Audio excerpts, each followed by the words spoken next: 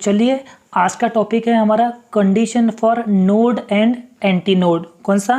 Condition for node and anti node. तो सबसे पहले अपन समझ लेते हैं कि नोड और एंटी नोड क्या होता है। ठीक है, देखो बच्चों, मान लो कि ये हमारी एक स्ट्रिंग है। क्या ये हमारी स्ट्रिंग? यहाँ पर जो है एक वेव बन रही है। ठीक है, एक वेव ऐसी बन रही है, एक वेव ऐसी बन रही है। ठीक है, एक वेव ऐसी बन रही है और एक वेव ऐसी बन रही है। ठीक है, और दूसरी जो वेव है वो दूसरी वेव बिल्कुल उसके अपोजिट जा रही है। देखो ये ऐसा, ये ऐसी, और ये फिर ऐसी जा रही है, तो ये फिर ऐसी जा रही है। दोनों वेव जो है वो सेम पाथ से तो जा रही है, बट उनकी जो बेसिकली जो डायरेक्शन जो है वो अपोजिट है। देखो ये ऐसी जा रही है और ये ऐसी जा रही है, मतलब ये अपवर्ड में जा रही है और ये डाउनवर्ड होते जा रही है। ठीक है, तो ये वाला जो पोर्शन जो आपको दिख रहा है ना, ये जो आपको जो पोर्शन दिख रहा है, इस पोर्शन को अपन बोलते हैं एंटी नोड। क्या बोलते हैं यहाँ पर? एंटी नोड बोलते हैं। ठीक है, और ये वाला जो पोर्शन होता है ना, इसे अपन कहते हैं नोड। क्या कहते हैं अपन इसे? नोड। ये वाला जो, ये जितने भी यहाँ पर जो आपको दिखाई दे रहा है, ये सबके सब क्या है? ये सबके सब है एंटी नोड। ये क्या है? सबके सब ये anti node. Okay, anti node. और ये जो आपको जो दिख रहा है ये है नोड। क्या ये? नोड। और हमारे क्वेश्चन में क्या बोला है? बेसिकली बोला है शो दैट, शो करो बोलता है, distance between the two successive node और एंटी नोड। मतलब दो नोड के बीच का जो डिस्टेंस है या दो एंटी नोड के बीच का जो डिस्टेंस है वो कितना होता है? λ/2 जो है, ये आपको प्रूव करके देना है कि दो सक्सेसिव नोड, दो नोड के बीच का है ना, दो नोड के बीच का, ये वाला एक नोड और ये समझो एक नोड है, तो इस नोड के बीच का जो डिस्टेंस है वो क्या है? λ/2। ऐसा आपको प्रूव करके देना है, चाहे वो नोड हो चाहे वो एंटी नोड हो। ठीक है, उनके दो सक्सेसिव जो नोड या एंटी नोड के बीच का डिस्टेंस क्या होता है? λ/2। ये आपको प्रूव करके देना है। And the distance between node and adjacent anti node, node और एडजेसेंट एंटी नोड के बीच का डिस्टेंस क्या होता है? λ/4। तो भाई जाहिर सी बात है कि जब नोड है तो इस नोड के लिए दो नोड के बीच का सक्सेसिव डिस्टेंस कितना है? λ/2। और दो एंटी नोड के बीच का जो सक्सेसिव नोड है वो क्या है? λ/2। तो ये यहाँ पर आप देखोगे λ/2 प्लस λ/2 कितना हो जाएगा? बेसिकली दो बार हो जाएगा ना, तो ये हो जाएगा λ/4। क्या हो जाएगा? λ/4 हो जाएगा। ठीक है, तो ये बाकायदा आपको क्या करना है? प्रूव करके देना है। ठीक है, चलिए हम इसको प्रूव करते हैं। ओके, देखो बच्चों, तो पहली कंडीशन अपन पढ़ रहे कौन सी? Condition for node. कौन सी?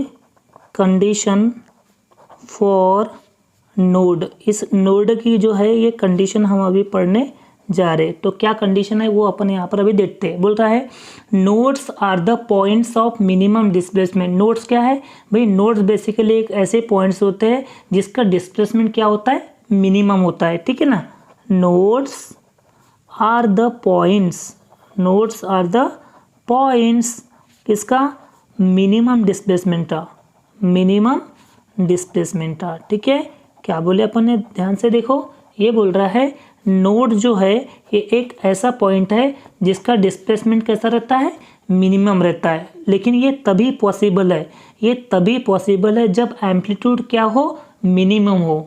Therefore this is possible, this is possible if the amplitude, if the amplitude is minimum. जब एम्पलीट्यूड मिनिमम होता है तभी जो है नोड जो है वो मिनिमम डिस्प्लेसमेंट बन जाएगा। तो नोड जो है एक ऐसा पॉइंट है जो कि मिनिमम डिस्प्लेसमेंट का होता है, और ये तभी पॉसिबल है जब एम्पलीट्यूड क्या हो? मिनिमम हो, है ना। और एम्पलीट्यूड मिनिमम कब होगा? जब एम्पलीट्यूड की वैल्यू क्या हो? 0 हो। और जैसे ये एम्पलीट्यूड की वैल्यू 0 आती है, इसका मतलब एम्पलीट्यूड क्या हो जाता है? मिनिमम हो जाता है। और एम्पलीट्यूड मिनिमम हो जाता है जिसकी वजह से डिस्प्लेसमेंट भी क्या हो जाता है? मिनिमम हो जाता है। ये कंडीशन किसकी है? नोड की। ठीक है, तो वी नो दैट, जैसे कि हमने पिछले लेक्चर में देखा था, पिछले लेक्चर में क्या देखा था? हमने ये देखा था कि जो ए के जो इक्वेशन आया था वो ऐसा था 2 × a cos 2πh/λ, है ना। और ये इक्वेशन कहाँ से आया था? ये इक्वेशन बकायदा अपन ने पिछले लेक्चर में हमने इसको डिराइव किए थे। कौन सा? Expression for stationary wave, expression for stationary wave वाले डेरिवेशन में हमने a equals to 2a cos 2 pi h upon lambda, इस 2a cos 2 pi H lambda की जगह अपने क्या रखे थे, a रखे थे, है ना। तो अगर आपने वो वीडियो नहीं देखा तो प्लीज़ उससे पहले उस वीडियो को देख लीजिए, तब जाके कंडीशन देखिए, तभी आपको ये चीज़ें समझेगी। तो ये वाला a equals to 2a cos 2 pi h upon lambda कहाँ से आया, ये पिछले डेरिवेशन से आया हुआ है, ठीक है। और हम पढ़ रहे हैं कंडीशन फॉर नोड, और कंडीशन फॉर नोड के लिए जो एम्पलीट्यूड की जो वैल्यू होती है वो क्या होती है, 0। तो आपको यहाँ पर a की वैल्यू क्या करना है, 0 पुट करना है, ठीक है। और जैसे मैं a की वैल्यू यहाँ पर 0 पुट करता हूँ तो क्या बनेगा ये इक्वेशन, ये बनेगा a की वैल्यू तो हो गई 0, तो यहाँ पर आएगा 2a cos 2 pi h upon lambda, होगा या नहीं होगा।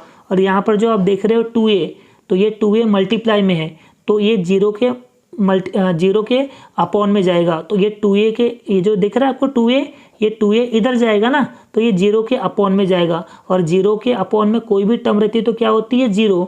इसका मतलब ये 0 इक्वल्स टू क्या होगा, cos 2 pi h upon lambda, क्या हो जाएगा, cos 2 pi h upon lambda. क्यों, क्योंकि ये जो 2a जो है, ये 2a 0 के अपॉन में आ गया, तो 0 के अपॉन में आ जाएगा, तो 0 के अपॉन में कोई भी टर्म क्या हो जाती है, 0। तो फिर बचेगा क्या यहाँ पर बचेगा cos 2 pi h upon lambda. इसका मतलब इसकी कंडीशन क्या बन रही है, cos 2 pi H lambda upon क्या है, 0, समझा।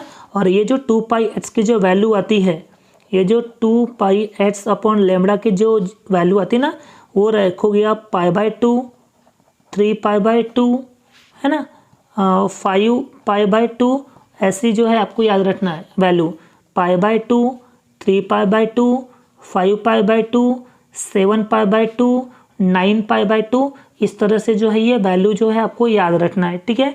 और जैसे हम इस रेशियो को अगर कंपैरिजन करें, इस रेशियो को अगर अपन कंपैरिजन करें, ठीक है, जैसे मैं यहाँ पर कंपैरिजन करता हूँ 2 pi h upon lambda equals to π/2, तो यहाँ से हमें क्या करना है, यहाँ से हमें एच की वैल्यू निकालना है। तो जैसे ही मैं यहाँ से एच की वैल्यू निकालूंगा तो लेमड़ा जो है डिवाइड में ना, तो डिवाइड में तो इधर में आके क्या बनेगा, मल्टीप्लाई बनेगा। देखो π/2 जैसे का वैसा है, ठीक है, लेमड़ा यहाँ पर डिवाइड में है, तो डिवाइड में इधर में जाके क्या बनेगा, मल्टीप्लाई बनेगा। और ये जो 2 पाई जो मल्टीप्लाई में इधर में आके क्या बनेगा, इधर में आके बनेगा डिवाइड, ठीक है। पाई से पाई क्या हो जाएगा, कैंसिल हो जाएगा। तो फिर बचेगा क्या यहाँ पर बचेगा, यहाँ पर ऊपर में बचेगा लेमड़ा, और डिवाइड में बचेगा 2 × 2 4, मतलब एच की वैल्यू क्या आ गई, λ/4 आ जाएगी, क्या आ गई, λ/4। ठीक उसी तरह से आपको 2 pi h upon lambda equals to क्या रखना है, 3π/2, कौन सा, 3π/2। तो जब आप 2 pi h upon lambda equals to 3π/2 जब रखोगे ना, तो उसके एच की जो वैल्यू आएगी वो आएगी 3 λ/4, कितने आएंगी, 3 λ/4 आएगी, ठीक है। ठीक उसी तरह से आप 2 pi h upon lambda equals to 5π/2 जब आप रखोगे ना, तो आपकी जो वैल्यू आएंगी बेसिकली वो आ जाएंगी 5 λ/4 आ जाएंगे, कितनी, 5 λ/4। इसका मतलब ये हो गया कि आपकी जो एच की जो वैल्यू आएंगी वो क्या क्या आएंगी, λ/4 आ जाएंगी, 3 λ/4 आ जाएंगी, 5 λ/4 आ जाएंगी, और इस तरह से जो है आपके एच की वैल्यू आएंगी, ठीक है। इसके अलावा इसका एक अल्टरनेट फार्मूला भी है, जो λ/4, 3 λ/4 और 5 λ/4 जो है ऐसी वैल्यू लाके देता है, वो भी मैं आपको यहाँ पर बता देता हूँ, ठीक है।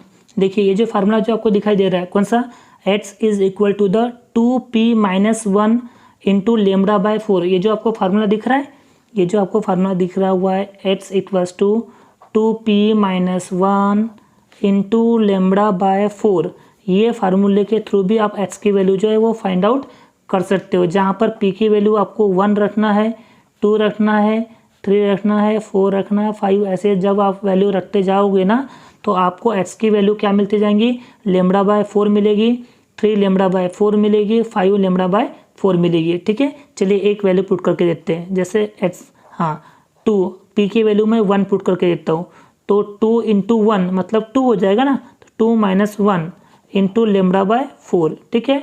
तो यहाँ पर देखोगे 2 - 1 क्या हो जाएगा, 1, तो 1 इंटू λ/4, तो क्या आ गई, λ/4 आ गई। तो देखो ये पहली वैल्यू जो है आपकी, ये पहली वैल्यू λ/4 जो है आपके पास आ गई, ठीक है। दूसरी वैल्यू को चलो पुट करके देते हैं, तो f इक्वल्स टू 2, हाँ अब p की वैल्यू मैं कितनी पुट कर रहा हूँ, मैं 2 पुट करके देख रहा हूँ, तो क्या हो जाएगा 2 into two minus 1 into lambda by 4, तो क्या हो जाएगा 2 इंटू टू कितना हो जाएगा 4 minus 1 into lambda by 4 equals to 4 minus 1 क्या हो जाएगा 3, तो 3 लेमड़ा बाय 4। तो आप देखो यहाँ पर बेसिकली ये 3 लेमड़ा बाय 4 भी आ गई, ठीक है। उसी तरह से अगर आप x की वैल्यू यहाँ सॉरी p की जो वैल्यू है अगर आप यहाँ पे 3 पुट करते हो, कितनी 3 पुट करते हो, तो ये बनेगा 2 into 3 minus 1 into lambda by 4, ठीक है। तो क्या हो जाए यहाँ पर देखो 2 इंटू 3 क्या हो जाएगा 6 माइनस 1 इंटू लेमड़ा बाय 4, तो 6 माइनस 1 कितना हो जाएगा 7, तो 7 लेमड़ा बाय 4 सॉरी क्या हो जाएगा 3 हो जाएगा, 3 पुट करें ना अपने, तो ये 2 इंटू 3 क्या हो जाएगा 6 माइनस 1 कितना हो जाएगा 5, तो ये हो जाएगा 5, तो 5 लेमड़ा बाय 4, तो ये हो गया आपका देखो 5 लेमड़ा बाय 4। तो इस तरह से जो है आपकी कंडीशन आती है lambda by 4, 3 lambda by 4, 5 lambda by 4 आती है। बात समझ में आ रही है।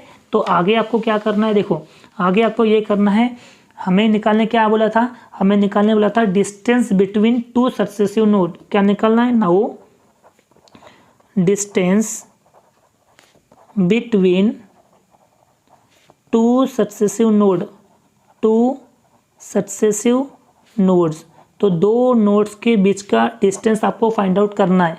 तो कैसे निकालेंगे अपन, देखो ये है, ये 3 लेमड़ा बाय 4 और ये लेमड़ा बाय 4, तो आपको क्या करना है 3 lambda by 4 minus lambda by 4 करना है, ठीक है।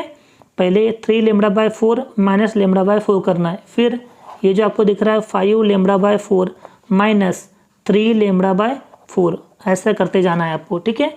जैसे यहाँ पर 3 lambda by 4 minus lambda by 4 किए थे ना अपन ने, वैसे ही यहाँ पे 5 lambda by 4 minus 3 lambda by 4 आपको रखना है। अब चलो यहाँ से आपको माइनस करते जाओ तो क्या होगा बताओ, 3 lambda by 4 minus lambda by 4 क्या होगा यहाँ पर बेसिकली, यहाँ पर हो जाएगा लेमड़ा बाय 2, ठीक है। उसी तरह से आप यहाँ पे देखोगे तो 5 lambda by 4 minus 3 lambda by 4 कितना हो जाएगा लेमड़ा बाय 2 हो जाएगा।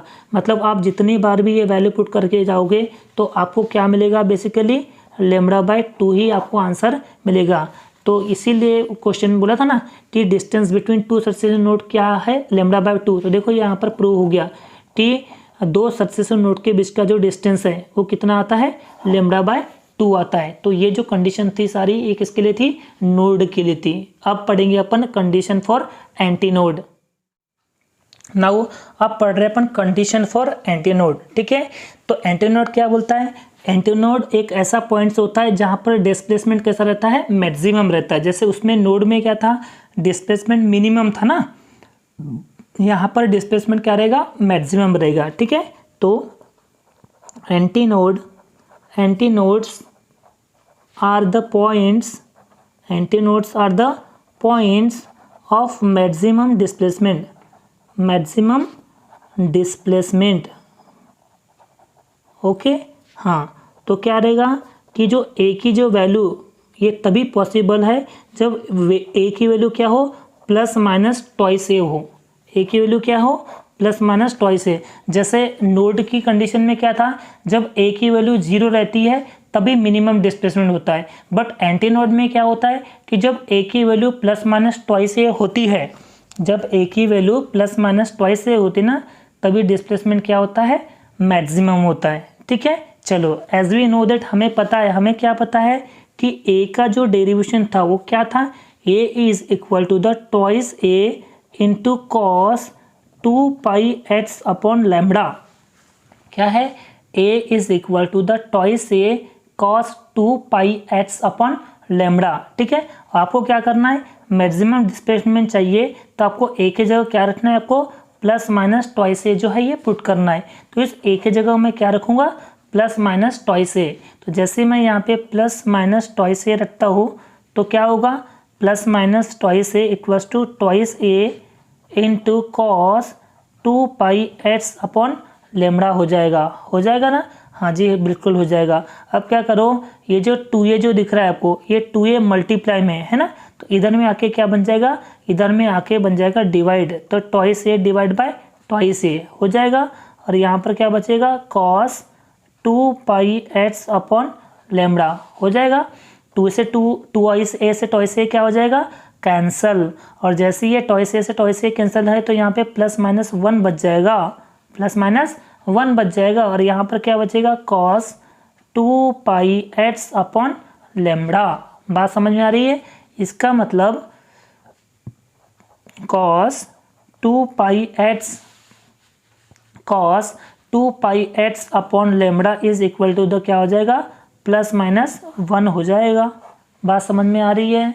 यस। और वहाँ पर क्या आया था बेसिकली किसकी नोट की कंडीशन में cos 2πx upon lambda equal to क्या आया था, वहाँ पे 0 आया था नोड में, और एंटी नोड में क्या आया, प्लस माइनस वन आया। ठीक है, और आपको क्या करना है कि ये जो वैल्यू है कौन सी, ये जो वैल्यू आपको जो दिख रही है 2πx अपॉन लेमड़ा की जो वैल्यू है आपको क्या पुट करना है, 0